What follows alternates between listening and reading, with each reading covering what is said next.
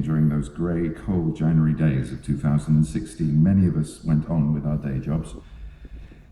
At the beginning of that week, I had a discussion with a hospital patient facing the end of her life. We discussed your death and your music, and it got us talking about numerous weighty subjects that are not always straightforward to discuss with someone facing their own demise. In fact, your story became a way for us to communicate very openly about death, something that many doctors and nurses struggle to introduce as a topic of conversation. But before I delve further into the aforementioned exchange, I'd like to get a few other things off my chest, and I hope you don't find them a saddening bore. Thank you for the 80s, when your Changes One Bowie album provided us with hours of joyful listening, in particular on a trip from Darmstadt to Cologne and back. My friends and I will probably always associate Diamond Dogs, Rebel Rebel, China Girl and Golden Years with that particular time in our lives. Needless to say, we had a great time in Cologne. Thank you for Berlin, especially early on when your songs provided some of the musical backdrop to what was happening in East and West Germany. I still have Helden on vinyl and played it again when I heard you had died. You'll probably be pleased to hear that Helden will also feature in our next Analog Musical Club in the Pilot Pub in Penarth later this month. Some may associate David Hasselhoff with The Fall of the Wall and reunification. Many Germans probably wish that time had taken a cigarette and put it in Mr. Hasselhoff's mouth around that time, rather than hear I've Been Looking for Freedom endlessly on the radio. For me, that time in our history is soundtracked by Heroes. Thanks also on behalf of my friend Ifan, who went to one of your gigs in Cardiff. His sister Haf was on the doors that night, and I heard a rumour that Ifan managed to sneak in for free. He says sorry. And you gave him and his mate away from the stage, which will remain in his memory forever. Thank you for Lazarus and Black Star. I am a palliative care doctor, and what you have done in the time surrounding your death has had a profound effect on me and many people I work with. Your album is strewn with references, hints and allusions. As always, you don't make interpretation all that easy, but perhaps that isn't the point.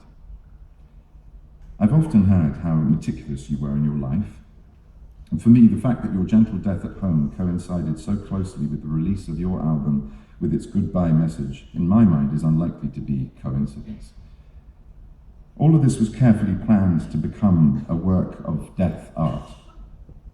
The video of Lazarus is very deep, and many of the scenes will mean different things to us all. For me, it's about dealing with the past when you are faced with inevitable death. Your death at home. Many people I talk to as part of my job think that death predominantly happens in hospitals and very clinical settings. But I presume you chose home and planned this in some detail. This is one of our aims in palliative care, and your ability to achieve this may mean that others will see it as an option they would like to fulfill. The photos that emerged of you some days after your death were said to be from the last weeks of your life.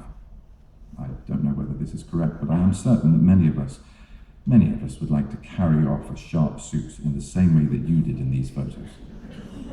You looked great, as always, and it seemed in direct defiance of all the scary monsters that the last weeks of life can be associated with. For your symptom control needs, you will presumably have had palliative care professionals advise on pain, nausea, vomiting, breathlessness, and I can imagine they did this very well. I envisage that they also discussed any emotional anguish you may have had.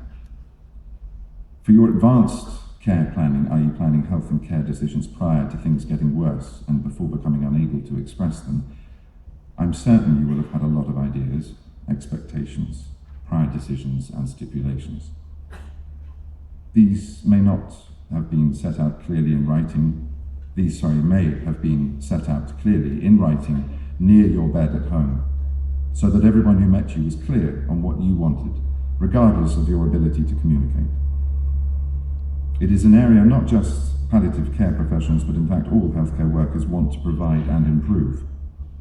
so that it is less likely that any sudden health incidents will automatically result in a blue light ambulance emergency room admission, especially when people become unable to speak for themselves.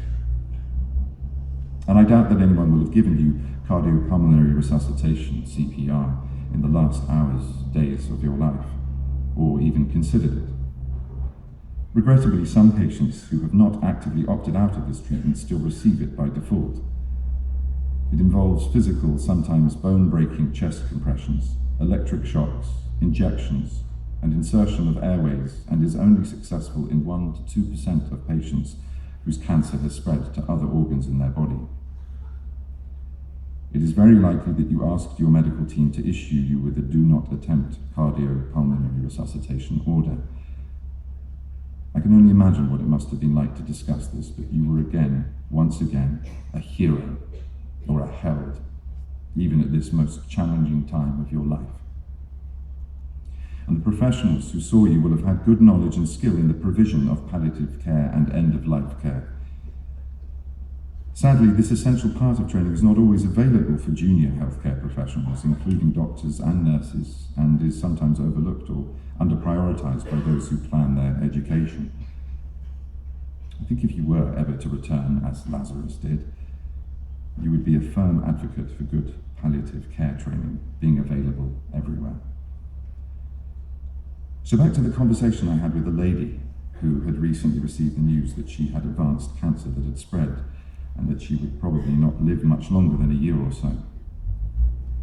She talked about you and loved your music, but for some reason was not impressed by your Ziggy Stardust outfit. She was not sure whether you were a boy or a girl. She too had memories of places and events for which you provided an idiosyncratic soundtrack. And then we talked about a good death, the dying moments and what these typically look like. And we talked about palliative care and how it can help. She told me about her mother's and her father's death, and that she wanted to be at home when things progressed, not in a hospital or emergency room, but that she'd happily transfer to the local hospice should her symptoms be too challenging to treat at home. We both wondered who may have been around you when you took your last breath, and whether anyone was holding your hand. I believe this was an aspect of the vision she had of her own dying moments that was of utmost importance to her. And you gave her a way of expressing this most personal longing to me, a relative stranger. Thank you. I'd like to add a thank you to Dr. Mark, who is in the audience tonight, who wrote that letter. Thank you.